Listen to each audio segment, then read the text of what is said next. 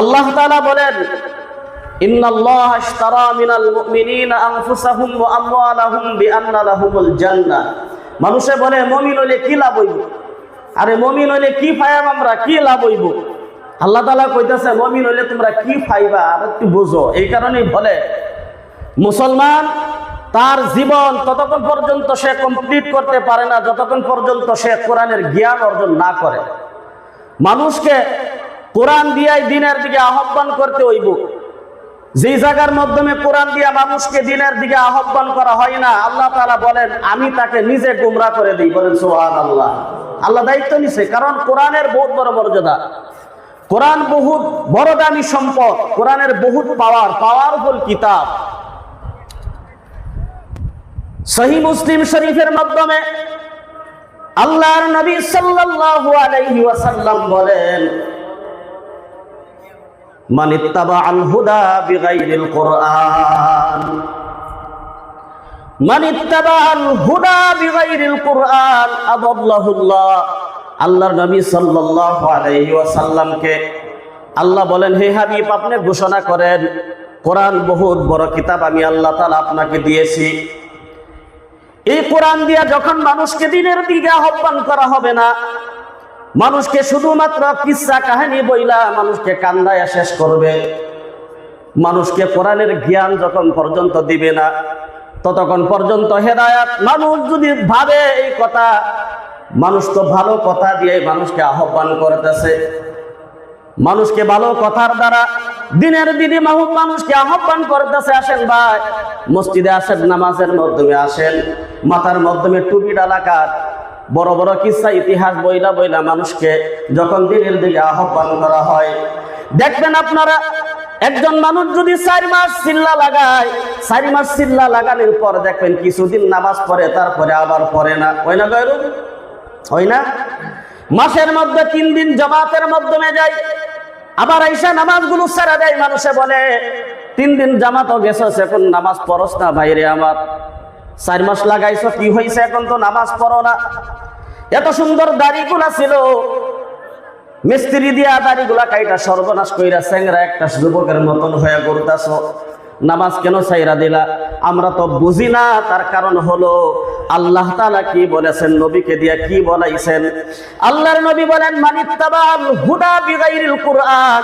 খেয়াল করে শুনেন, আল্লাহ তাআলা বলতেছেন, নবীকে দিয়া বলাইতেছেন, মানিত্তাবাল হুদা বিগাইরিল কুরআন। মানুষকে যদি হিদায়াতের দিকে আহ্বান করা হয় বিগাইরিল কুরআন, কোরআন দিয়া না, শুধুমাত্র কিসসা কাহিনী দিয়া, নানান রকমের ইতিহাস দিয়া যদি মানুষদেরকে আহ্বান করা হয়, আদাল্লাহুল্লাহ, আল্লাহ বলেন আমি তাকে নিজে গোমরা করে দেই। সুবহানাল্লাহ। এই জন্য বলেছেন, মানুষে বলে ইমানদার হলে কি হবে? ইমানদার যদি আমরা হই তাহলে আল্লাহ তাআলা আমাদেরকে কি দিবে? ইমানদার হইলে আমাদের লাভটা কি হবে? মানুষ বলে একজন বহুত বড় আল্লাহওয়ালা মুমিন ছিল, ভাঙা ছিঁড়া গাড়ির মাধ্যমে দেখতো, ঘুরতো, যেই গট্টার মাধ্যমে থাকতো বৃষ্টির পানি তার শরীরের মাধ্যমে পড়তো। মানুষে বহুত বড় ইমানদার বলতো, মানুষে বলে আহারে ইমানদার বললে বইলা তাকে শেষ করলো, মানুষটা তো দুনিয়ার মাধ্যমে কিচ্ছু করতে পারলো না। আল্লাহ তাআলা বলেন, বান্দা শোনো, দুনিয়ার মাধ্যমে দামি বিল্ডিং বানাও বা নাও বানাই, বানাইতে পারো বা না পারো, দামি গাড়ির মাধ্যমে ঘুরতে পারো না বা নাই পারো, দুনিয়ার মাধ্যমে শান্তিতে থাকতে পারো বা নাই পারো, আল্লাহ তাআলা বলেন মুমিন হইয়া তুই কবরের মাধ্যমে তোর শান্তির ব্যবস্থা আমি আল্লাহ তাআলা করব। সুবহানাল্লাহ। মুমিন না হইয়া কবরের মাধ্যমে আসিস না। মুমিন হলে লাভটা কি হবে? আল্লাহ তাআলা বলেন, ইন্নাল্লাহা আশতারা মিনাল মুমিনিনা আনফুসাহুম ওয়া আমওয়ালাহুম বিআন্না লাহুমুল জান্নাহ। আল্লাহ তাআলা বলেন, ইন্নাল্লাহা আশতারা মিনাল মুমিনিন, মুমিনকে আমি কিনা নিলাম। কি করলাম? কেলা কিনছে গো? আল্লাহ তাআলা বলতেছেন, মুমিনকে আমি কিনা নিলাম, তার জান মাল সহ আমি আল্লাহ তাআলা তাকে খরিদ করে নিলাম। বলেন সুবহানাল্লাহ। এই কথা কোনো রাজা বাদশার কারণে বলে নাই আল্লাহ। এই কথা আল্লাহ তাআলা বলে নাই যে আসামের সিএমকে আমি কিনা নিলাম, অথবা একজন এমপিকে আমি কিনা নিলাম, ডিং সমষ্টির এমএলএ সাহেবকে আমি কিনা নিলাম, বা বড় বাদবরকে আমি আল্লাহ কিনে নিলাম। এই কথা আল্লাহ তাআলা কখনোই বলে নাই, বলেই নাই। আল্লাহ তাআলা বলছে শুধুমাত্র মুমিনের কথা। হে মুমিন শোনো, তুমি তোমার ঘরের মাধ্যমে বৃষ্টির পানি পড়ে, কথা ঠিক। তুমি ভালো একটা গাড়ির মাধ্যমে ঘুরতে পারো না, কথা ঠিক। কিন্তু তুমি ইবাদত বন্দিগি কইরা আমি আল্লাহর গোলামি কইরা আমি আল্লাহকে অত সন্তুষ্ট করেছো। আমি আল্লাহ তোমার জান এবং মালকে আমি আল্লাহ রাব্বুল আলামিন খরিদ করে দিলাম। সুবহানাল্লাহ। শুধুমাত্র খরিদ করে নেয় নাই, পরে আল্লাহ তাআলা বলতেছেন মিনাল মুমিনিনা আনফুসাহুম ওয়া আমওয়ালাহুম, খরিদ করে নিয়ে আল্লাহ তাআলা বলেন এর বদলে কি দিলাম আমি আল্লাহ। শোনো,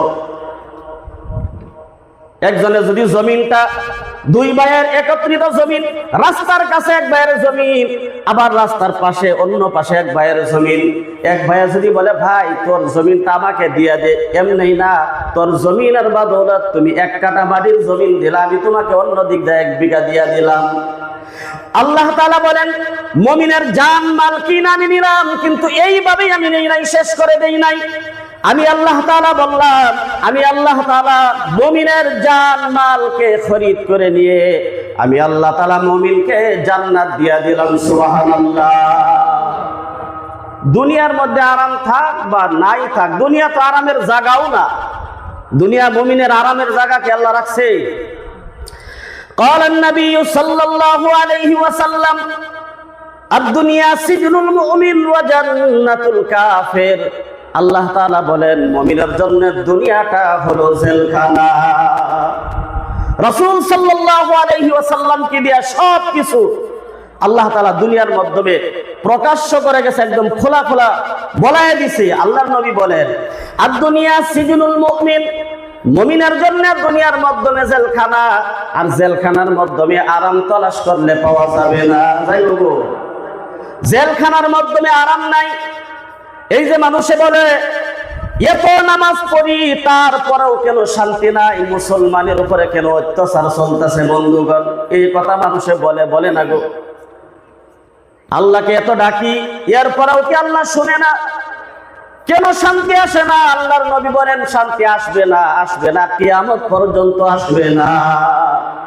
কারণ এটা তো জেলখানা। আল্লাহ তাআলা মুমিনদের জন্য দুনিয়া জেলখানা বানায় সুন্দর একটি উপহার দিয়েছে।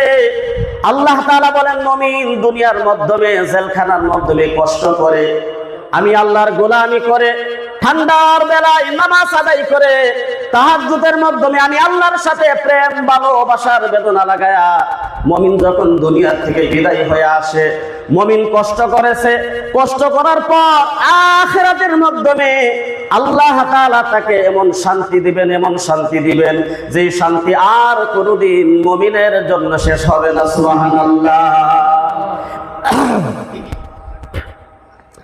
ওয়া জান্নাতুল কাফির, ওয়া জান্নাতুল কাফির, আর কাফিরের জন্য যারা আল্লাহকে বিশ্বাস করে না, আল্লাহকে মানে না, আল্লাহর কোরআনকে যারা মানে না, দিনকে যারা মানে না, আল্লাহকে মানে না, তাদের জন্য দুনিয়াটা আল্লাহ তাআলা জান্নাতের মতন রাখছে। এই দুনিয়া তাদের জন্য জান্নাত, দুনিয়ার মাধ্যমে আরাম করবে, মুমিনদেরকে সাতাইবে, মুসলমানদেরকে সাতাইবে, লাঞ্ছিত বঞ্চিত করবে, মুসলমানের ঘরের উপরে বুলডোজার চালায়া তাদের ঘর উজাড় করে দিবে। বন্ধুগণ, তার কারণ হলো তাদের জন্য দুনিয়াটা হলো শাসনের জায়গা। জান্নাত তাদের হুকুমত আল্লাহ তাআলা দুনিয়ার মাধ্যমে কাফিরদের জন্য জান্নাত রাখছে। যার কারণে আপনারা দেখতে পাচ্ছেন যে বর্তমান সময়ের মাধ্যমে আসামের মাধ্যমে মুসলমানদের উপরে যে অত্যাচার করেছে, মুরব্বীরা, দাড়ি পাকা মুরব্বীরা হাউমাউ করে কাঁদছে। আমার স্বপ্নের একটা ঘর ছিল, ঘরের মাধ্যমে বুলডোজার চালায়া ঘরটাকে চুরমার করে দিছে। এইভাবে যারা চিৎকার করে কাঁদছে, বন্ধুগণ, তাদের কেন মায়া লাগে না? তার কারণ হলো মুমিনদের জন্য জেলখানা, কাফেরের জন্য দুনিয়াটা জান্নাত। তারা কাফেররা দুনিয়ার মাধ্যমে আরাম করার পর, দুনিয়া থেকে বিদায় হওয়ার পর আল্লাহ তাআলা তাদেরকে জাহান্নাম দিবে, আর জাহান্নামের মাধ্যমে এত শাস্তি থাকবে। বন্ধুগণ, আল্লাহ তাআলা বলেন তাদের শাস্তি আর কোনোদিন শেষ হবে না। সুবহানাল্লাহ। তাহলে বোঝা গেল মুমিন হয়া দুনিয়ার মাধ্যমে কষ্ট করে যাওয়া অনেক লাভ, ঠিক না গো? দুনিয়া কয় দিনের জায়গা, বেশি দিন না। কত মানুষ যে আব্বা এত আদর করতো, এত মহব্বত করতো, আজকে তো নাই। বাড়ি ঘর সবকিছু ঠিক আছে, আব্বা তো নাই। দাদা যেই জমি বাড়ি জোগাইছিল, দাদা তো নাই, দুনিয়ার থেকে গেছে গা। এই দুনিয়ায় আমরাও একদিন থাকতাম না, যাও না বোগা। তাহলে আল্লাহ তাআলা দুনিয়া থেকে আমাদের সকলকে আল্লাহ তাআলার গোলামি করে দুনিয়া থেকে যাওয়ার তৌফিক দান করুক, আমরা বলি আমিন। বন্ধুগণ, গোলামি করতে হলে, আল্লাহকে ডাকতে হলে, আল্লাহর প্রেমিক বান্দা হইতে হলে দুনিয়ার মাধ্যমে কিছু গাইডলাইন আমাদের মানতে হবে। বন্ধুগণ, কিছু কানুন আমাদের মানতে হবে। দুনিয়ার মাধ্যমে থাকতে গিয়া দুনিয়ার সরকারি আইন কানুন যদি মানি না কিছুদিনের মাধ্যমে মানা লাগে, তাহলে যেই জায়গা আমাদের চিরস্থায়ী হবে, যেই জায়গা কোনোদিন শেষ হবে না, যেই জায়গা চিরস্থায়ী হবে, যেই জায়গার মাধ্যমে আর কোনোদিন শেষ হবে না, মানুষ আর দুনিয়ার মাধ্যমে ফিরে আসবে না, যেই জায়গায় শেষ জায়গা থাকবে, ওই জায়গার মধ্যে শান্তি পাওয়ার কারণে দুনিয়ার মাধ্যমে কিছু আল্লাহ তাআলার গাইডলাইন মানা লাগবে কি লাগবে না? মানা লাগবে না গো? আল্লাহ তাআলা গাইডলাইন হিসাবে কোরআনে কারীম আল্লাহ তাআলা দুনিয়ার মাধ্যমে নাজিল করেছেন। আমি সর্বপ্রথমেই বলছিলাম, কোরআন বহুত বড় দামি সম্পদ। যতই প্রশংসা করা হয়, আল্লাহর প্রশংসা কখনোই শেষ হবে না। আল্লাহ তাআলা বলেন, কুল লাউ কানাল বাহরু মিদাদান লিকালিমাতি রাব্বি লানাফিদাল বাহরু ক্বাবলা আন তানফাদা কালিমাতু রাব্বি ওয়ালাউ জিনা বিমিসলিহি মাদাদা। একটু জোরে বলেন আল্লাহু আকবার, নারে তাকবীর। আল্লাহ তাআলা কত সুন্দর গাইডলাইন আমাদেরকে দিছে। দেন যে আল্লাহ তাআলা এত সুন্দর গাইডলাইন দিছে, এই আল্লাহ তাআলার প্রশংসা আমাদের করা দরকার আছে না নাই?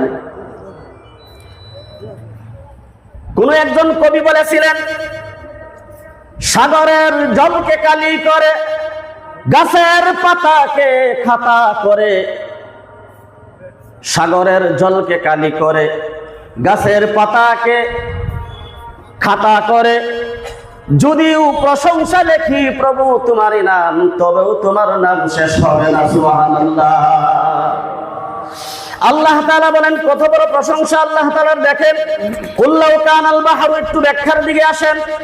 আল্লাহ তাআলা বলেন, দুনিয়াটাকে আমি আল্লাহ তাআলা 4টা ভাগ কইরা একটা জায়গা সুপ্ত বানাইছি, আর 3টা ভাগ আমি আল্লাহ পানি বানাইছি। সাগর সাগর শুধু পানি আর পানি বানাইছি। এই এক ভাগ সুপ্ত জায়গার মাধ্যমে আরো বড় বড় পাহাড় আছে বন্ধুগণ, গাছমালা আছে, মানুষের ঘর বাড়ি আছে। আল্লাহ তাআলা বলেন, তাহলে একটু চিন্তা করেন, দুনিয়াটাকে 4টা ভাগ করলে 3টা ভাগ যদি শুধু পানি আর পানি হয়, তাহলে পানি কয় লিটার হবে? কত লিটার হইব? হিসাব করা যাবে গো? কোন সাইন্টিস্ট এমন আছে এরকম ক্যালকুলেটর বানাইছে যে কত লিটার পানি এনে হইব? মাপ দিতে পারবো? কিন্তু মাদ্রাসার যে ছাত্র একটু হুঁশিয়ার, জবাব সুন্দর করে দেওয়ার। একজন বৃদ্ধ মানুষ তার ব্রেন চেক করবার লাগিয়া জিগাইছে যে, ভাই তুমি যেই পাগারদার কিনারে খাড়ো এরিস, এই পাগারদার মধ্যে কয় বালতি পানি হইব? কি কোন এই পাগারের মধ্যে কয় বালতি পানি আছে, এটার মাপ আন্দাজা করবার লাগে আমি তাই আইডিয়া নাই। বলে না, তারপরেও তোমার জিগাইছি কয় লিটার হইব, কয় বালতি হইব? ধরুন গা 1 বালতি 2 বালতি তো হইবই। কি কই এত বড় পাগার আর 1 বালতি পানি? কোনা ঠিকই কইছা, যে মার্কেটে হল ওই পাগারের মতন বড় যদি বালতি হয় তাহলে 1 বালতি হইব, আর পাগারের অর্ধেক যদি বালতি হয় তাহলে মার্কেটে হইল 2 বালতি পানি হইব। তো হুঁশিয়ার আল্লাহ তাআলা কেন দিয়েছেন? এই কোরআনে কারীম এত সুন্দর কিতাব, এই কোরআন যে যত বেশি বেশি করে তিলাওয়াত করে, আল্লাহ তাআলা তার ব্রেনকে, তার মেধাকে আরো বৃদ্ধি করে দেয়। সুবহানাল্লাহ। দেখবেন, কোরআন খোলার সাথে সাথেই আল্লাহ তাআলার 99টা নাম আছে। কয়টা গো? এই কোরআনের মধ্যে 99টা নাম আছে। এতে আল্লাহ তাআলা একটা কিতাবের মধ্যে পাইছি যে 5000 আল্লাহ তাআলার 5000 সিফাতি নাম আছে। কোরআনে কারীমের মাধ্যমে আল্লাহ তাআলা, আমরা সবাই জানি মশহুর যে 99টা আল্লাহ তাআলার সিফাতি নাম আছে। জানি না আমরা? আছে না? কয়জনে জানি? হাজরাই তো দিই 2-3 জন আছে। মাশাআল্লাহ, 99টা আল্লাহ তাআলার সিফাতি নাম। হুয়াল্লাহুল্লাযী লা ইলাহা ইল্লা হুয়ার রাহমানুর রহিম আল মালিকুল কুদ্দুসুস সালামুল মুমিনুল মুহাইমিনুল আজিজুল জাব্বারুল মুতাকাব্বির আল খালিকু আল বারিউ আল মুসাব্বিরু আল গাফফারু আল কাহ্হারু আল ওয়াহ্হাবু আর রাজ্জাকু আল ফাত্তাহু আল আলিমু আল কাবিদু আল বাসিতু আল খাফিযু আর রাফি'ু আল মুইজ্জু আল মুযিল্লু আস সামি'ু আল বাসীরু আল হাকামু আল আদলু আল লাতীফু আল খাবীরু আল হালিমু আল আযীমু আল গফুরু আশ শাকুরু আল আলিয়্যু আল কাবীরু আল হাফিযু আল মুকীতু আল হাসীবু আল জালিলু আল কারীমু আর রাকীবু আল মুজীবু আল ওয়াসি'ু আল হাকীমু আল ওয়াদুদু আল মাজিদু আল বাঈসু আশ শাহীদু আল হাক্কু আল ওয়াকিলু আল কাবিয়্যু আল মাতিনু আল ওয়ালিয়্যু আল হামিদু আল মুহসিনু আল মুবদিউ আল মুঈদু আল মুহয়ী আল মুমীতু আল হাইয়্যু আল কাইয়্যুম আল ওয়াজিদু আল মাজিদু আল আহাদু আস সামাদু আল কাদিরু আল মুকতাদিরু আল মুকদ্দিমু আল মুআখিরু আল আউওয়ালু আল আখিরু আল যাহিরু আল বাতিনু আল ওয়ালিয়্যু আল মুতাআলি আল বাররু আত তাওয়াবু আল মুনতাকিমু আল আফুয়্যু আর রাউফু মালিকুল মুলকি যুল জালালি ওয়াল ইকরাম আল মুকসিতু আল জামি'ু আল গনিয়্যু আল মুগনিয়্যু আল মু'তি আল মানি'ু আদ দাররু আন নাফি'ু আন নূরু আল হাদি আল বাদি'ু আল বাকি আল ওয়ারিসু আর রাশীদু আস সাবুর। জোরে বলুন আল্লাহু আকবার। এই হলো আল্লাহ তাআলার 99টি সিফাতি নাম, তার গুণাগুণ বহুত বড়। বন্ধুগণ আমার, আল্লাহর নবী সাল্লাল্লাহু আলাইহি ওয়াসাল্লাম বলেন, কোন মানুষে যদি স্কুলের লেখাপড়া হোক বা মাদ্রাসার লেখাপড়াই হোক, যেই ধরনের লেখাপড়াই হোক, কিতাব খোলার আগে, কোরআনে কারীম পড়া খোলার আগে যদি এই আল্লাহ তাআলার 99টা সিফাতের নাম পড়ার পরে যদি কোনো কিতাব খুলে আবার পড়া আরম্ভ করে, আল্লাহর নবী সাল্লাল্লাহু আলাইহি ওয়াসাল্লাম বলেন, মানুষটা যদি পাগলও হয়, আল্লাহ তাআলা তার ব্রেনটাকে আরো বৃদ্ধি করে সহি করে দেন। সুবহানাল্লাহ। বন্ধুগণ, সেই আল্লাহ তাআলার কত বড় প্রশংসা। দুনিয়াটাকে 4টা ভাগ করে শুধুমাত্র একটা সুস্থ জায়গায় একটা অংশ, আবার 3টা ওয়াক্ত শুধুমাত্র পানি আর পানি, পানি আর পানি। বন্ধুগণ, এরপরে আল্লাহ তাআলা বলেন, একজন মানুষ যদি লেখক হয়ে যায়, লেখা শুরু করে, সারা দুনিয়ার গাছমালা যদি আমি আল্লাহ তাআলা কলম বানায় দেই, আর হাজার হাজার লাখ কোটি মানুষ যদি লেখা আরম্ভ করে, কি লিখবো? আল্লাহ তাআলা বলেন, আমার প্রশংসা লেখ, আমার প্রশংসা লেখ। সারা হাজার হাজার লেখকরা সারা দুনিয়ার গাছমালাকে কলম দিয়া লিখতে লিখতে লিখতে লিখতে একদিন কলম শেষ হয়ে যাবে। আল্লাহ তাআলা বলেন, সমস্ত সাগর মহাসাগরের পানিগুলো কালি হয়ে শেষ হয়ে যাবে, লিখতে লিখতে শেষ হয়ে যাবে। আল্লাহ তাআলা বলেন, আবার যদি আমি দুনিয়ার মাধ্যমে ঘাস দিয়া ভরে দেই, আবার যদি গাছগুলা কলম হয়ে যায়, আবার সাগর মহাসাগর গুলো আমি যদি আবার পানি দিয়া ভরপুর করে দেই, আবার লাখ কোটি মানুষ আল্লাহর প্রশংসা লিখতে থাকবে, লিখতে থাকবে। আবার গাছগুলো কলমের দ্বারা শেষ হয়ে যাবে, আবার সাগরের পানি কালি হয়ে শেষ হয়ে যাবে।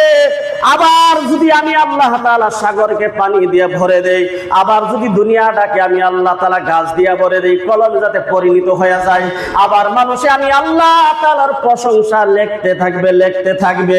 এইভাবে শেষ হবে না, কিন্তু আমি আল্লাহ তাআলার প্রশংসা লিখে শেষ করা যাবে না। সুবহানাল্লাহ। যে আল্লাহ তাআলা এত প্রশংসা লেখি যখন শেষ করা যাবে না, তাহলে বলেন আল্লাহর গুনাহগুণ যে বান্দাকে নিয়ামত দিছে, এই নিয়ামত কি কেউ গুনে গুনে শেষ করতে পারবে? ওয়া ইন তাউদ্দু নি'মাতাল্লাহি লা তুহসুহা, শেষ করা যাবে না। কোরআনে কারীমের একটি আয়াত আমি তিলাওয়াত করছিলাম বন্ধুগণ, ইন্না আরাদনাল আমানাতা আলাস সামাওয়াতি ওয়াল আরদি ওয়াল জিবাল ফাআবাইনা আন ইয়াহমিলনাহা ওয়া আশফাকনা মিনহা ওয়া হামালাহাল ইনসান ইন্নাহু কানা যালুমান জাহুলা। দেখেন কোরআন কত বড় দামি সম্পদ, কোরআন কত পাওয়ারফুল কিতাব বন্ধুগণ, কোরআন কত বড় দামি জিনিস, যে জিনিসের পরে আর কোনো জিনিস নাই দামি বন্ধুগণ।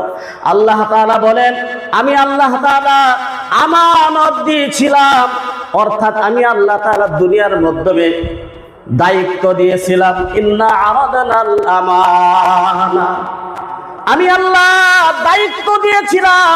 কাকে দায়িত্ব দিয়েছেন আল্লাহ? আল্লাহ আপনি কাকে দায়িত্ব দিয়েছেন? আল্লাহ নিজেই বলে, ইন্না আরাদনাল আমানাতা আলাস সামাওয়াত। আল্লাহ তাআলা বলেন, সাত আসমানকে আমি আল্লাহ তাআলা আমানত দিয়েছিলাম, দায়িত্ব দিয়েছিলাম। দায়িত্ব বিভিন্ন রকমের হইতে পারে বন্ধুগণ। আল্লাহ তাআলা বলেন, সাত জমিনকে আমি আল্লাহ তাআলা দায়িত্ব দিয়েছিলাম। ইন্না আরাদনাল আমানাতা আলাস সামাওয়াতি ওয়াল আরদি ওয়াল জিবাল। আল্লাহ তাআলা বলেন, দুনিয়ার মধ্যে যত পাহাড় আছে আমি আল্লাহ তাআলা সমস্ত পাহাড়কে আমি আল্লাহ তাআলা সম্মুখে তাদেরকে দায়িত্ব দিয়েছিলাম, আমানত দিয়েছিলাম। জমিনকে আমানত দিয়েছিলাম, দায়িত্ব দিয়েছিলাম। আসমানকে আমি আল্লাহ তাআলা দায়িত্ব দিয়েছিলাম। পাহাড়কে আমি আল্লাহ তাআলা দায়িত্ব দিয়েছিলাম, কিন্তু তারা গ্রহণ করে নাই। দায়িত্ব তারা গ্রহণ করে নাই। তারা ভয়ে বলতেছে, আমি আল্লাহ আল্লাহ আপনার আমানতকে আমরা গ্রহণ করতে পারবে না। তারা ছেড়ে দিয়েছে বন্ধুগণ। কিসের আমানত দিয়েছিলেন? পাহাড় বয়ে আমানত রাখে নাই, ছেড়ে দিয়েছে, দায়িত্ব লয় নাই। জমিন দায়িত্ব লয় নাই, ছেড়ে দিয়েছে। আসমান দায়িত্ব লয় নাই, আমানতের দায়িত্ব ছেড়ে দিয়েছে, লয় নাই। এত বড় দায়িত্ব আল্লাহ তাআলা বলেন, ওয়া হামালাহাল ইনসান ফাবাইনা আন ইয়াহমিলনাহা ওয়া আশফাকনা মিনহা। উভয়ে সকলেই ভয়ে দায়িত্ব ছেড়ে দিয়েছে। আল্লাহ তাআলা বলেন, ওয়া হামালাহাল ইনসান। ওই মানুষ, ইনসান, ওই দায়িত্ব গ্রহণ করেছে। সুবহানাল্লাহ। কিসের দায়িত্ব গ্রহণ করেছে? আমরা সব জায়গার মাধ্যমে শুনি সৃষ্টির সেরা হলো কি? সৃষ্টির সেরা কি গো? সৃষ্টির সেরা আমরা শুনি, সৃষ্টির সেরা আল্লাহ তাআলা দুনিয়ার মাধ্যমে সৃষ্টির সেরা মানুষকে বানাইছে। সুবহানাল্লাহ। দুনিয়ার মাধ্যমে যা কিছু আল্লাহ তাআলা সৃষ্টি করেছে, যা কিছু আল্লাহ তাআলা বানাইছে, সব থেকে সৌন্দর্য সেরা হিসাবে আল্লাহ তাআলা মানব মণ্ডলীকে সৃষ্টি করেছে। পবিত্র কোরআনে কারীম তা দলিল দিয়েছে বন্ধুগণ। সূরা ৩ এর মাধ্যমে আল্লাহ তাআলা বলেন, লাকাদ খালাকনাল ইনসানা ফি আহসানি তাকওয়িম। আল্লাহ তাআলা আমাকে বলতেছে, আপনাকে বলতেছে, কালো হোক, গরিব হোক, যেই হোক, ধনী গরিব, আল্লাহ তাআলা দেখে নাই। সবাইকে আল্লাহ তাআলা বলতেছে, মানুষটা কালো হলে কি হবে? আমি আল্লাহ তাআলা তাকেও সুন্দরভাবে সৃষ্টি করেছি। সুবহানাল্লাহ। মানুষে কালো বলতে পারে, ভয় পায় না মানুষে কাল্লা? মানুষে কালা কইতে পারে, মানুষে মানুষকে ঘৃণা করতে পারে। আল্লাহ তাআলা বলেন, আমি আল্লাহ তাআলা বানাইছি কালাও, আমি আল্লাহ তাআলা বানাইছি সুন্দর, আমি আল্লাহ তাআলা বানাইছি গরিব, আমি আল্লাহ বানাইছি ধনীকে, আমি আল্লাহ তাআলা বানাইছি। আল্লাহ বলেন, আমার সম্মুখে সবাই সমান। লাকাদ খালাকনাল ইনসানা ফি আহসানি তাকওয়িম। একটু জোরে বলেন আল্লাহু আকবার। বন্ধুগণ, ওয়া হামালাহাল ইনসান, আমি কথাটা বলেই শেষ করতেছি। মানুষকে আল্লাহ তাআলা সৃষ্টির সেরা কিভাবে বানাইলেন? মানুষ কি হিসাবে সৃষ্টির সেরা হয়ে গেল বন্ধুগণ? আল্লাহ তাআলা বলেছেন যে জমিনকে, আসমান যেই দায়িত্ব গ্রহণ করে নাই, মাটি যেই দায়িত্ব গ্রহণ করে নাই, অল্প মাটি না, সাত আসমান যেই দায়িত্ব গ্রহণ করে নাই, সাত জমিন যেই দায়িত্ব গ্রহণ করে নাই, পাহাড় যেই দায়িত্ব গ্রহণ করে নাই, মানুষে সেই দায়িত্ব গ্রহণ করেছে। কি দায়িত্ব গ্রহণ করেছে? আল্লাহ তাআলা সূরা হাশরের মাধ্যমে বলেছে, লাউ আনজালনা হাযাল কুরআনা আলা জাবালিন লারাআইতাহু খাশিআ। আল্লাহ তাআলা বলেন, লাউ আনজালনা হাযাল কুরআন, আমি আল্লাহ তাআলা পাহাড়ের উপরে কোরআনকে অবতীর্ণ করার জন্য সিদ্ধান্ত নিয়েছিলাম। একটু দেখেন বন্ধুগণ, কোরআনে কারীম, কোরআন একটা আয়াত আর একটা আয়াতের ব্যাখ্যা করে বন্ধুগণ। এই আয়াতের মাধ্যমে বলেছেন দায়িত্ব দিয়েছি, তারা নেয় নাই। কিসের দায়িত্ব আল্লাহ তাআলা দিয়েছে? অন্য আয়াতের মধ্যে আল্লাহ তাআলা বলে দিয়েছে, আমি আল্লাহ তাআলা কোরআনের দায়িত্ব আসমানকে দিয়েছিলাম। কোরআনের দায়িত্ব সাত আসমানকে আমি আল্লাহ তাআলা দিয়েছিলাম। আসমান বলেছে আমাদের ভয় লাগে, ফাবাইনা ইয়াহমিলনাহা ওয়া আশফাকনা মিনহা। আল্লাহ আমরা আসমান কোরআনকে আমি আল্লাহ বরদাস্ত করতে পারবো না, কোরআনের দায়িত্ব আমরা আসমান নিতে পারবো না। আল্লাহ তাআলা সাত জমিনকে দিলেন, তোমরা দায়িত্ব নাও, তোমাদের সম্মুখেও দিলাম। জমিন বলল আমরা দায়িত্ব নিতে পারবো না, কোরআন বহুত বড় কিতাব, কোরআন পাওয়ারফুল কিতাব, এই কোরআনের দায়িত্ব আমরা নিতে পারবো না। বন্ধুগণ, জমিন এইভাবে ছেড়ে দিয়েছে। পাহাড় এত বড় জিনিস, এরপরেও পাহাড়েও ছেড়ে দিয়েছে। সাধারণ মানুষ আল্লাহ তাআলা বলেছেন ওয়া হামালাহাল ইনসান, সাধারণ মানুষে সেই দায়িত্ব গ্রহণ করেছে।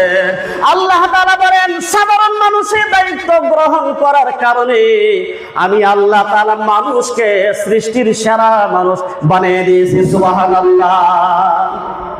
সৃষ্টির সেরা মানুষ, একমাত্র মানুষ সৃষ্টির সেরা হয়েছে বন্ধুগণ কোরআনে কারীম পাইয়া। একটু চিন্তা যদি করেন, আল্লাহ তাআলা বলেছেন মানুষের দায়িত্ব গ্রহণ করেছে। কিসের দায়িত্ব গ্রহণ করেছে? কার দায়িত্ব গো? কথাটা বুঝতে পারছেন না গো? কোরআনের দায়িত্ব গ্রহণ করেছে। ওয়া হামালাহাল ইনসান। আপনারা নিজেই জবাব দেন, আসমান যে দায়িত্ব নেয় নাই, জমিন যে দায়িত্ব নেয় নাই, পাহাড় যে দায়িত্ব নেয় নাই, এই জমিনের মাধ্যমে গাছ গাছালি আছে, সবকিছু আছে, আছে না ভাই? দায়িত্ব কেউ নেই নাই, মানুষ নিয়েছে।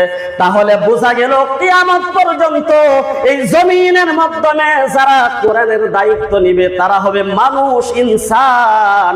আর যারা দায়িত্ব গ্রহণ করবে না তারা মানুষের দিকে গণতিতে পড়ে না। আল্লাহ তাআলা বলছে, এটা তো আমার বানানি কথা না গো।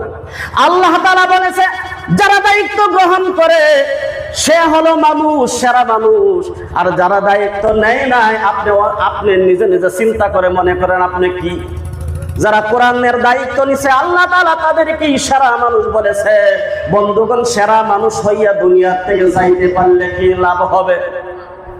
এবার একটু লাভটা শুনি। আল্লাহ তাআলা বলেন সৃষ্টির সেরা মানুষ কোরআনের দায়িত্ব পাইয়া যখন দুনিয়ার জমিন থেকে বিদায় হয়ে আসে, আমরা তো সাধারণ হিসাবে মানুষ দুনিয়ার থেকে বিদায় হয়ে গেলে 2-3 জনে কোদাল খন্তি নিয়ে কবর একটা ঘরণ করে না গো?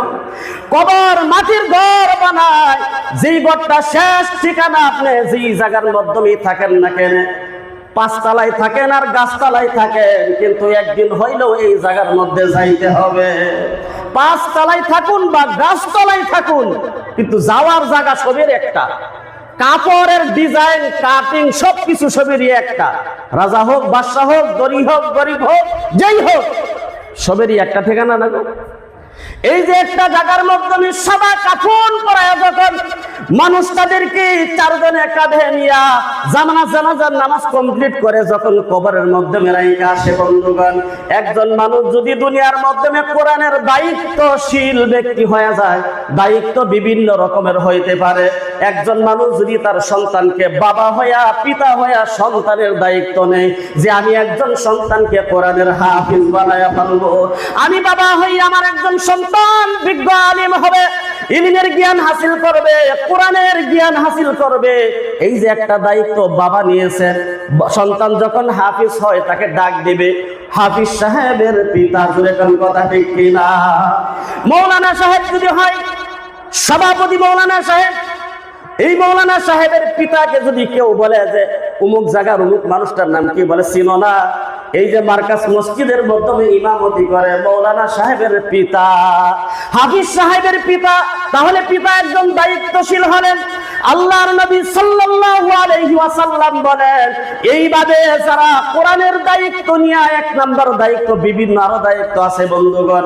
একটা দায়িত্ব আপনাদের সম্মুখে আমি তুলে ধরলাম, একজন সন্তানকে কোরআনের হাফিজ বানান, হাফিজ না হয় একজন আলিম বানান, কোরআনের জ্ঞান দান করেন।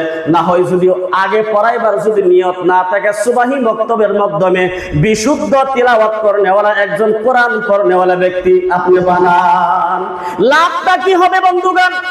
আল্লাহর নবী সাল্লাল্লাহু আলাইহি ওয়াসাল্লাম বলেন, ক্বালান নবী সাল্লাল্লাহু আলাইহি ওয়াসাল্লাম, মান ক্বারাআল কুরআন ফাস্তাযহারাহু ফাআহাল্লা হালালাহু ওয়া হারামা হারামাহু। হাদিসের মাধ্যমে আছে আল্লাহর নবী সাল্লাল্লাহু আলাইহি ওয়াসাল্লাম সর্বপ্রথম যে কথাটা বলেছে, মান ক্বারাআল কুরআন, কোরআন পড়ো, কোরআন পড়ো।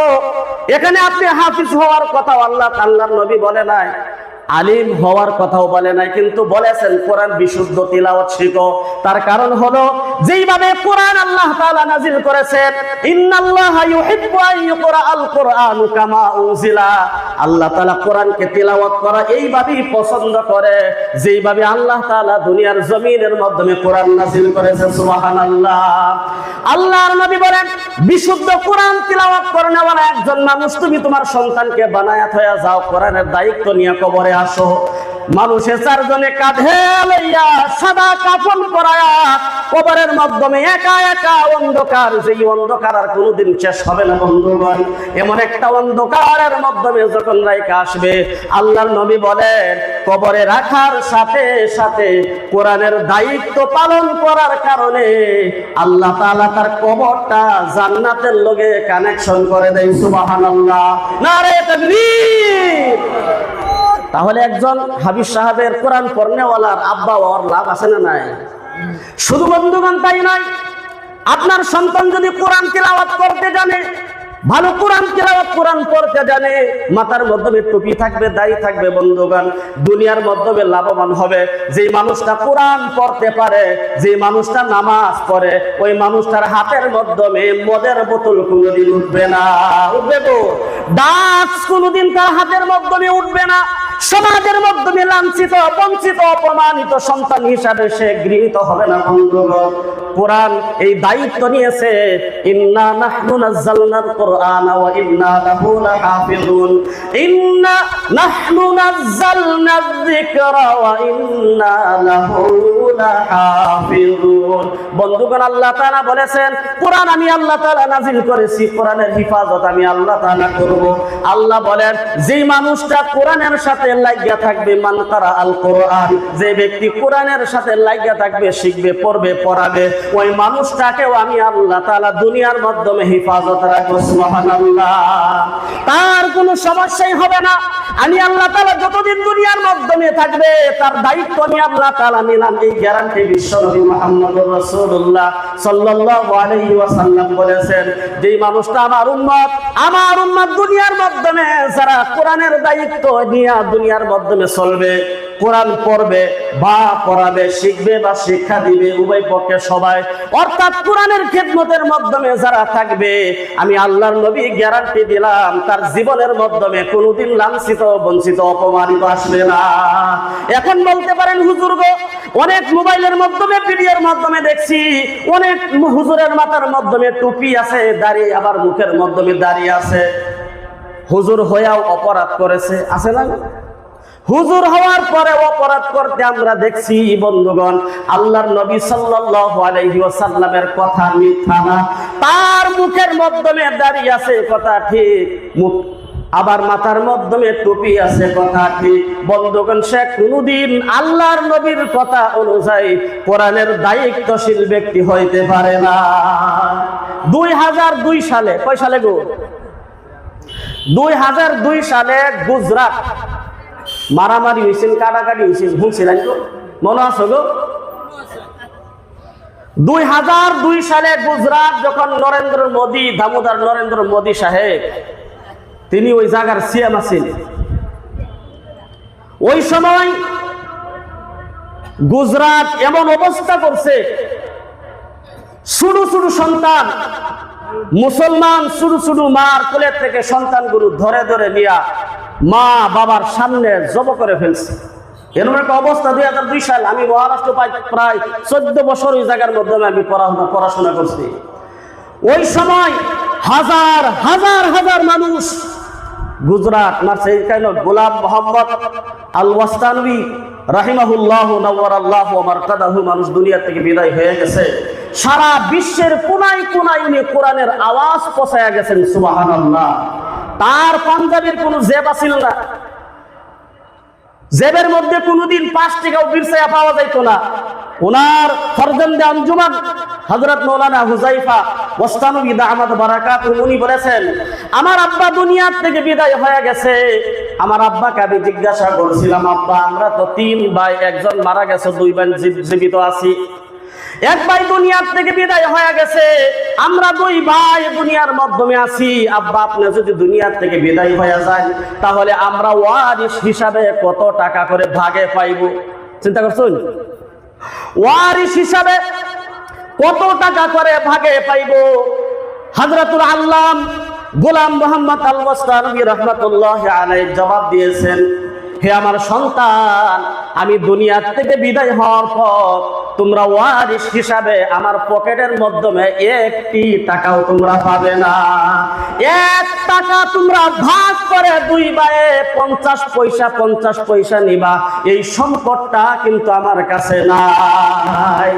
কিন্তু তার জন্য সারা দুনিয়া পাগল ছিল বন্ধুগণ। 30,000-এর উপরে বন্ধুগণ এখন পর্যন্ত মাদ্রাসার মাধ্যমে ছাত্র লেখাপড়া করে। হিফজখানার মাধ্যমে প্রায় 5,000-এর মতন হুফাজে কেরাম কোরআন শিখে। এমন একজন কোরআনের দায়িত্বশীল ব্যক্তি দুনিয়ার মাধ্যমে লোক পেয়েছিলেন খাদিমুল কোরআন, কবরের মাধ্যমে ঘুমায় রয়েছে বন্ধুগণ।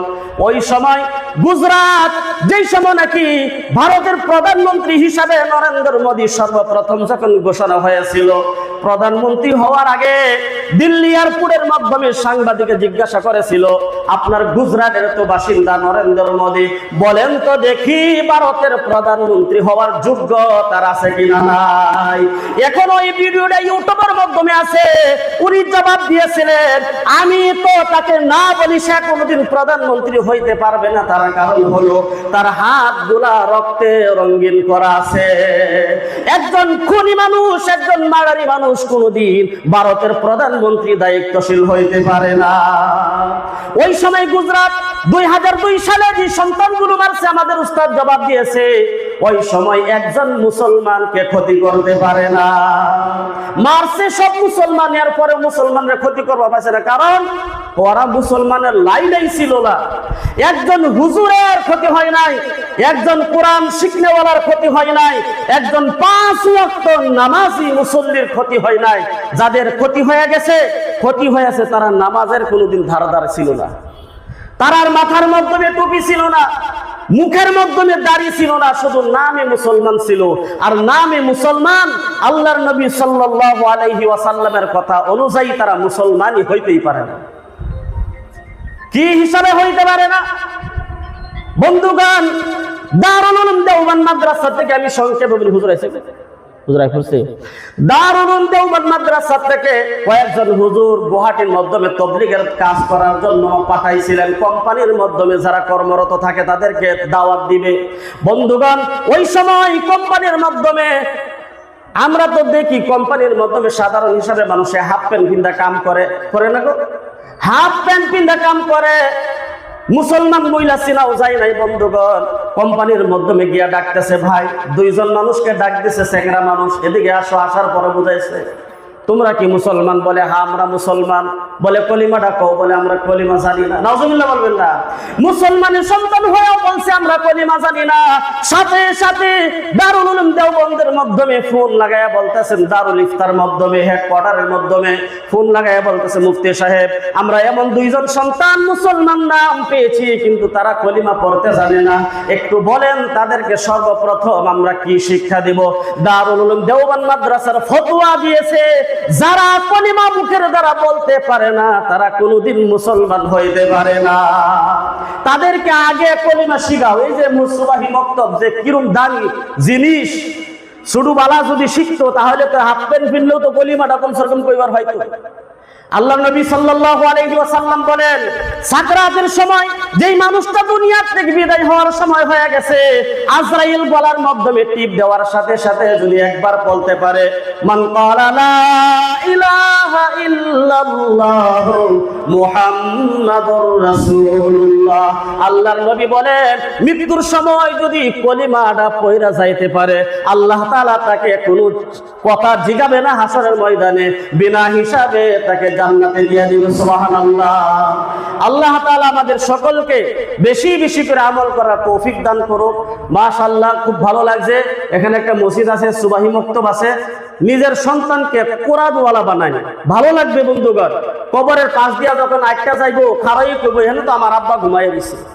এই জায়গার মধ্যে তো আমার আম্মা ঘুমায়া রইছে, যদি আলাম তারা সূরাটা যদি শুদ্ধ করে তেলাওয়াত করার পারে, ওই জায়গার মাধ্যমে কোরআন তেলাওয়াত কইরা আতুরে দোয়া করব, আল্লাহ আমার আব্বা আমার লাগে সব কিছু শেষ করছে, দুনিয়া আমার লাগেই তো ভালোভাবে ইবাদত বন্দিগি করে না, যেই হিসাবে নামাজ ইবাদত বন্দিগি ছোটখাটো করছে, আল্লাহ আমরার কারণেই সবকিছু কুরবানি করছে।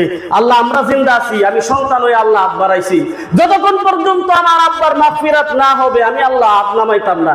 এইভাবে কান্দা কান্দা যখন দোয়া করে আল্লাহর নবী সাল্লাল্লাহু আলাইহি ওয়াসাল্লামকে আল্লাহ তাআলা বলতেছেন, বন্ধু হে শুনেন শুনেন শুনেন, যেইভাবে সন্তান পিতা মাতার জন্য দোয়া করে যে আমাদের জন্য সবকিছু কুরবানি করেছে, আমার আল্লাহর শরম লাগে, শরম লাগে এই পিতা মাতার কবরটাকে আমি আল্লাহ তাআলা জান্নাতের বাগান বানায়া দেই। সুবহানাল্লাহ, আমার আল্লাহ শরম লাগে, কেমনে এদেরকে মাগফিরাত করবার পারি না।